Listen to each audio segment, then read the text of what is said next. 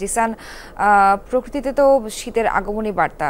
সকালের চিত্র কেমন দেখেছেন? ভোরে কি কুয়াশা দেখতে পেয়েছেন কিনা?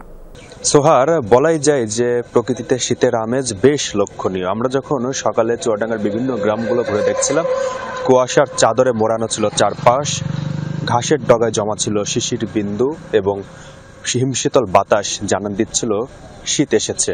এবং আমরা দেখেছিলাম সকাল এবং সন্ধ্যায় জনসাধারণ অর্থাৎ সাধারণ মানুষ কিন্তু আসলে গরম কাপড় পরিধান করে ঘর থেকে বাইরে বের হয়েছে।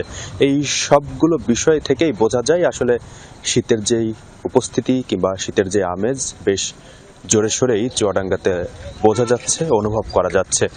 এর মধ্যে গতকাল চুয়াডাঙ্গা জেলার সর্বনিম্ন তাপমাত্রা রেকর্ড করা হয়েছিল 16.9 ডিগ্রি সেলসিয়াস। আজ ভোর 6টার সময় চুয়াডাঙ্গার তাপমাত্রা রেকর্ড করা হয়েছে 17.9 ডিগ্রি সেলসিয়াস। অর্থাৎ 9টার সময় সেই তাপমাত্রার পারদ আরও কিছুটা হ্রাস পেতে পারে বলে জানিয়েছে আবহাওয়া অফিস। আবহাওয়া অফিসের পক্ষ থেকে যে পূর্বাভাস রয়েছে, এই হিমশীতল বাতাসের কারণে কিন্তু শীতের অনুভূতি বেশ আগেভাগেই অনুভূত হচ্ছে এবং এরকম পরিস্থিতি কিছুদিন থাকতে পারে। আগামী সপ্তাহে তাপমাত্রা কিছুটা বাড়তে পারে। তাপমাত্রা কিছুটা বাড়লে তারপরের সপ্তাহে আরো কিছুটা কমতে পারে এমন পূর্বাভাস রয়েছে।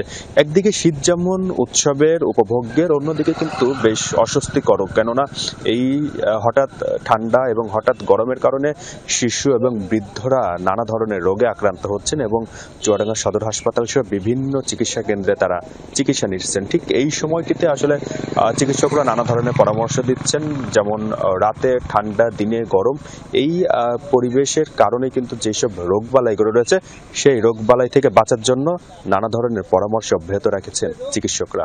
সোহার, জিসান, আপনাকে ধন্যবাদ।